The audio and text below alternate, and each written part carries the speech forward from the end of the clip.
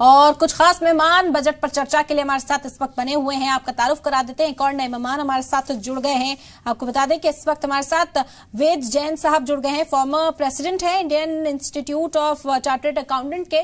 Sir, बहुत इस्तकबाल है आपका, अजीज सलाम को वक्त देने के लिए बेहद शुक्रिया। इसके अलावा कुछ खास मेहमान और हमारे साथ बने हुए हैं, चर्चा को आगे बढ़ाएंगे।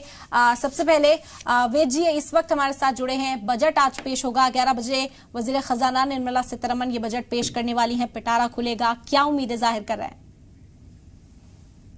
देखिए, जब बजट आता है तो वित्त मंत्री से देश की 140 करोड़ की सभी जनता को कुछ ना कुछ उम्मीदें होती हैं। हर नागरिक चाहता है कि इस बजट में उसके लिए कोई ना कोई छूट हो, कोई ना कोई इसकी इनकम पाबंदी बढ़ाने की उसकी कोशिश हो, कोई ना कोई जो उसको खर्चा होता हो वो कमी हो, और जैसे वो जो भी जिस वर्ग से भी बिलोंग करता है उस वर्ग को बेनिफिट मिले। किसान है तो किसान चाहते हैं कि मुझे फायदा मिलना चाहिए, वर्कर है तो वर्कर चाहते हैं कि मेरी सैलरी बढ़े या मेरे पर्स बढ़ने की कोशिश हो, आम आदमी गृहिणी चाहती है कि मेरे घर के खर्चे कम हो तो इन्फ्लेशन पे कंट्रोल हो जाए। इसी तरह से जो भी हर व्यक्ति हर क्षेत्र वाले हैं बजट को होती हैं, और इस वर्ष टैक्स पेयर को बहुत सारी उम्मीदें हैं, क्योंकि जैसे आपने कहा कि ये मोदी सरकार की दूसरी जो 5 वर्षीय है उसके आखिरी बजट पेश होने वाला है, और चुनाव से पहले ये पूर्ण बजट आखिरी बजट है। तो जो टैक्स रेट में, टैक्स स्ट्रक्चर में चेंजेस बहुत दिनों से नहीं हुई हैं, उसकी उम्मीदें हैं लोगों को कि इस बार वित्त मंत्री जरूर चेंज करेंगी। और जो महंगाई से, कोविड से जो समस्याएं आई हैं, जो इंटरेस्ट रेट बढ़े हैं पिछले दिनों में, रिजर्व बैंक ऑफ इंडिया ने बढ़ाए हैं, उससे बहुत लोगों को उम्मीदें हैं कि वित्त मंत्री आम आदमी के लिए इस बजट में बहुत कुछ करने वाली है। जी, बिल्कुल सही कहा सर आपने। यहाँ पर काफी उम्मीदें हैं और उन उम्मीदों पर चर्चा करने के लिए ही इस वक्त लगातार हम इस मौजू पर बातचीत भी कर रहे हैं। हम डॉक्टर राज आपसे समझना चाहेंगे, अक़लियतों पर बात करना चाहेंगे। हमने 2006 में देखा था मनमोहन सरकार में अक़लियतों की वजारत कायम की गई थी, और उसके बाद से ही एक अलग से बजट जारी किया जाता है माइनॉरिटीज के लिए, ताकि उन तक जो फलाह है, जो बहबूद है, वो पहुंचाई जा सके।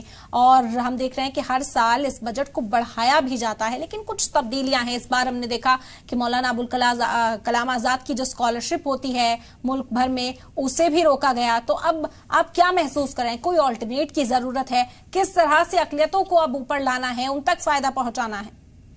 देखिए, सरकार ने अभी पीछे कुछ दिनों पहले हमारे माननीय प्रधानमंत्री जी ने पसमानदा मुसलमान, पसमानदा का अर्थ है जो सबसे पिछड़ा हुआ गरीब मुसलमान, उसके लिए उन्होंने विशेष ख्याल सरकार ने किया है। तो वो सरकार तो उनका ख्याल रख ही रही है, पर इन बातों में मैं भी कुछ कहूँ। जो बात आती है माइनॉरिटीज़ की, माइनॉरिटीज़ में हमारे देश में एक परसेप्शन बन चुका है कि माइनॉरिटीज़ का मतलब ही मुसलमान हैं, जबकि माइनॉरिटीज़ हमारी 5 हैं। सिख हैं, जैन हैं, बुद्ध हैं, पारसी हैं, मुस्लिम हैं, और छठी जैन हैं, सिख हैं, ईसाई हैं, मुस्लिम हैं, बौद्ध हैं, पारसी हैं। ये इन सब का मतलब माइनॉरिटी है।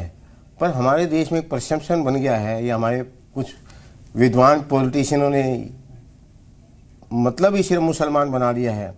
आज जैन माइनॉरिटीज में आते हैं। जैन कितने हैं? 0.37%, आधा % से भी कम।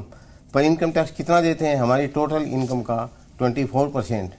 भाई ऐसी क्या उन्होंने कोई विशेष सहूलियत तो दी नहीं। तो ये मुसलमान, जब हमारा देश 1947 में आज़ाद हुआ, तब उनकी पोजीशन क्या थी? यार आज ये कहाँ पहुँच गए? क्योंकि जो इनके मुस्लिम समाज के जो प्रमुख नुमाइंदे हैं, मैं तो ऐसा समझता हूँ कि उन्होंने अपनी दुकानें चलाई, और जो आम अपने साथी थे, भाई बंधु थे, उनकी तरक्की के लिए कुछ किया ही नहीं। क्योंकि जबकि मुसलमानों में एक सबसे बड़ी खास बात जो मैंने नोट की, हिंदुओं से भी बड़ी बात नोट की, कि वो अपनी आय का कुछ हिस्सा ज़कात यानी डोनेशन के लिए जरूर निकालते हैं। बिल्कुल।